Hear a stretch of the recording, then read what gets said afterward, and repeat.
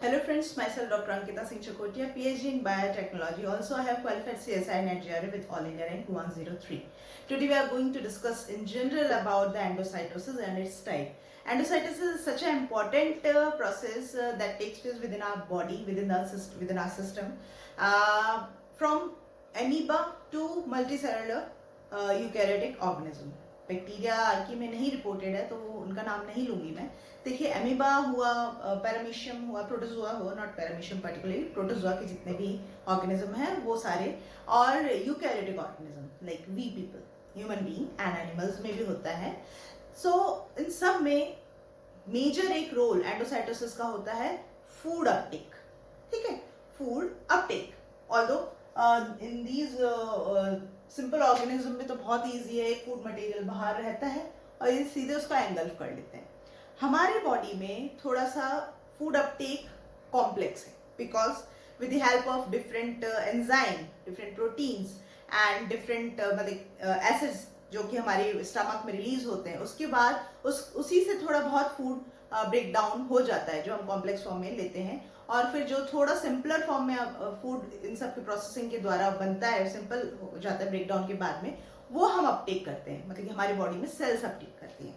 तो number one तो एक एंडोसाइटोसिस का अगर रोल की बात करें तो it is number one food Uptake में है ही. In we people, like in multicellular organism में particularly, they perform, this endocytosis perform an important role in our immune system, that is defense mechanism.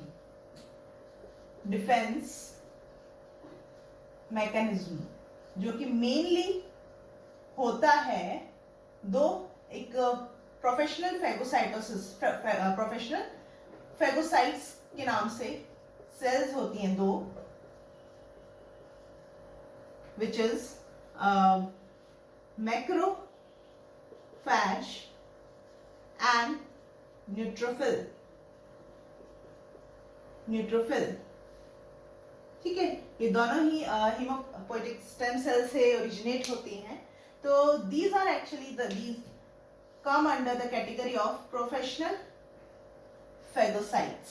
Exam में question आ सकता है आप लोगों के सामने कि प्लीज फाइंड आउट और mark down the professional phagocytes. A B C D में ऑप्शन दिया हो, A macrophage, B neutrophil, C both, D none of the above.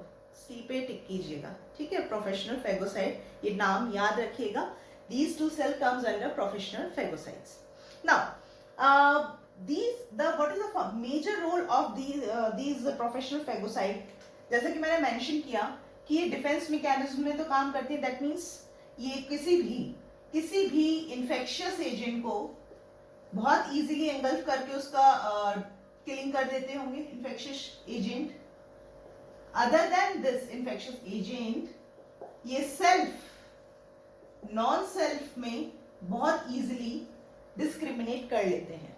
ठीक है, now last but not the least, ये per day there is around 10 पर count है, ये reported है 10^11 सेनिसेंट. दैट मींस सेनिसेंट का मतलब एज सेल को एंगल्फ करते रहते हैं, क्योंकि हमारी बॉडी बहुत, हमारा जो सिस्टम है ना बहुत जटिल है, बहुत ज्यादा कॉम्प्लेक्स है. जो हमें पता नहीं हमारी की सेल्स बनती रहती हैं और उतनी ही सेल्स हमारी सेनिसेंट फेज में, जब एज होके वो खत्म होती रहती है. With the help of these two cell, macrophage and neutrophil. तो ये तीन मेजर रोल है प्रोफेशनल फेगोसाइट के. ये भी याद रखिएगा कि क्या क्या रोल है. ठीक है, और ये तीनों रोल ये अदा करती हैं with the help of this endocytosis. तो कहना गलत नहीं होगा कि अगर इन तीनों को भी यहाँ पे नंबर 3, 4, 5 करके अगर मैं मेंशन कर दूं तो वो भी एंडोसाइटोसिस के ही फंक्शन में आएगा. ठीक है, इस आगे चलते हैं कि एंडोसाइटोसिस के टाइप्स क्या क्या होते हैं. एक तो होता है फेगोसाइटोसिस, जो कि हम बचपन से ही सुनते आ रहे हैं कि सॉलिड पार्टिकल अगर एंगल्फ किया है सेल ने, दैट इज फेगोसाइटोसिस. पिनोसाइटोसिस, अगर लिक्विड पार्टिकल एंगल्फ किया है तो दैट इज पिनोसाइटोसिस. गलत नहीं है, बिल्कुल सही है, बट थोड़ा अगर और इसके हम टेक्निकल उसमें जाएं डेप्थ में, तो there is a difference between the size of phagosome and pinosome. और वो साइज ऑफ फेगोसोम पिनोसोम इसलिए डिफरेंस होता है क्योंकि फूड पार्टिकल और फूड पार्टिकल जो भी अपटेक करती है ये सेल्स, उसके साइज क्या है। देखिए phagocytosis mainly deals with the particle that is whose size is greater than 250 nm, while pilocytosis deals with those particles whose size is lesser than or equal to 100 nm. Another important and the precise difference between these two is that the phagocytosis is a triggered process, ठीक है, जबकि ये जो होती है ना it's a constitutive process, constitutive. इसको किसी भी प्रकार के सिग्नल की या एक्सटर्नल उसकी स्टिमुलेशन की जरूरत नहीं होती है। ट्रिगर्ड में क्या होगा कि मान लीजिए यहाँ पे एक बैक्टीरिया घूम रहा है, ठीक है, ये मान लीजिए ये बेसिलाई आपका बैक्टीरिया है, स्यूडोमोनास एरिजिनोसा, ठीक है, या इकोलाई मान लीजिए, ज्यादा ही बेसिलाई होते हैं।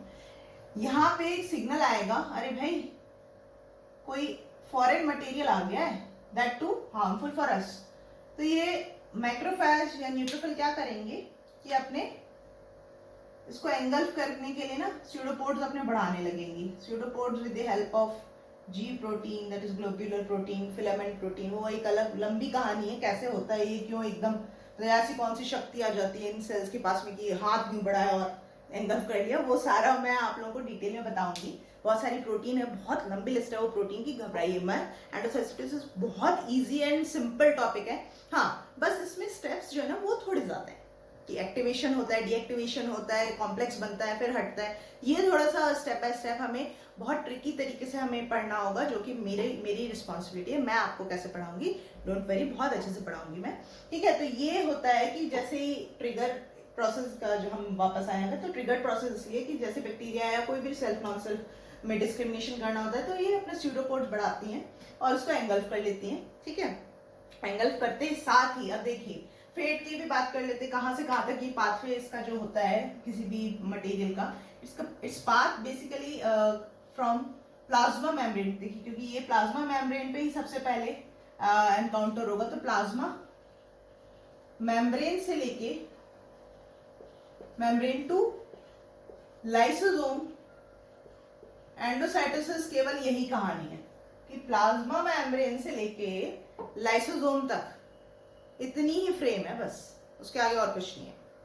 बीच में स्टेप्स हैं वो हमें डिस्कस करने हैं। एंडोसोम आता है, अर्ली एंडोसोम, लेट एंडोसोम, फिर लाइसोसोम, फिर गोल्गी कॉम्प्लेक्स भी आ जाता है, बहुत सारी चीजें हैं जो कि वेसिकुलर ट्रैफिकिंग में हम पढ़ेंगे, ठीक है। तो अल्टीमेट पाथवे तो यही है। अगर हम एंडोसाइटोसिस को शॉर्ट में कहें ना कि पाथवे ऑफ एंडोसाइटोसिस की बात करें, तो वो यही है, प्लाज्मा मेम्ब्रेन टू लाइसोसोम। अब लाइसोसोम डिसाइड करता है, या वो मॉलिक्यूल डिसाइड करता है कि उसको फर्दर डाइजेस्ट होना है, वापस मेम्ब्रेन पे चला जाना है, या उसको वैसे के वैसे ही लाइसोसोम में पड़ा रहना है। तो अब इसकी अगर बात करें तो दो कैटेगरीज बन जाती हैं on the basis of its fate. चलिए मैं यही कोशिश करती हूँ बनाने की। हाँ देखिए, दो पाथवे हो जाते हैं, ठीक है। एक तो ये, ठीक है, एक तो अगर लाइसोसोम तक आया है कोई भी पार्टिकल, तो उसको भी दो तरीके से, इसको भी फर्दर दो, या तो वो कंप्लीटली डाइजेस्ट ही हो जाएगा, ठीक है, और अगर नहीं डाइजेस्ट होता है ना, तो एक वो एज इट इज जिस फॉर्म में वो लाइसोसोम तक पहुंचा था उसी फॉर्म में वो लाइसोसोम में पड़ा रहेगा, एंड वापस से एक्सोसाइटोसिस के थ्रू वो सेल के बाहर भेज दिया जाएगा कुछ टाइम बाद।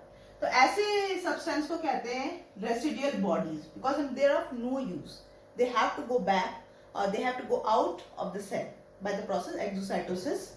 दूसरा तरीका ये है, दूसरा फेट ये होता है कि लाइसोसोम तक पहुंचे ही ना, with the help of intermediate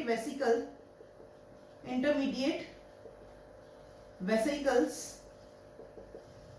lysosome तक पहुंचे ही ना, और वापस से बीच में से ही ना ये प्लाज्मा मेम्ब्रेन, लाइक ये जाना था लाइसोसोम के पास में, लाइसोसोम तक पहुंचा ही नहीं, ये यहाँ पहुंचा ही नहीं, और ये वापस से इंटरमीडिएट वेसिकल के थ्रू ये प्लाज्मा मेम्ब्रेन तक पहुंच गया। पीएम मतलब नरेंद्र मोदी जी का मत समझ लीजिएगा, प्लाज्मा मेम्ब्रेन है, ठीक है।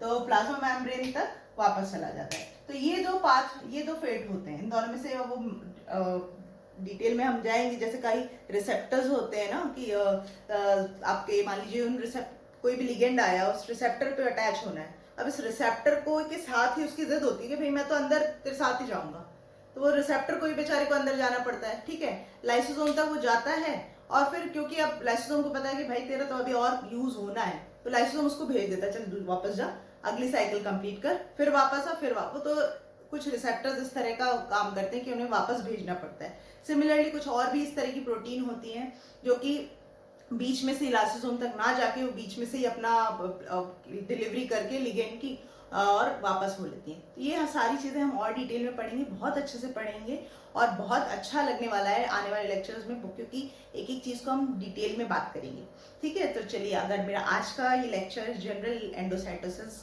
इंट्रोडक्शन अगर अच्छा लगा हो तो please hit the like button, share this video with your friend and subscribe my channel, hit the bell icon.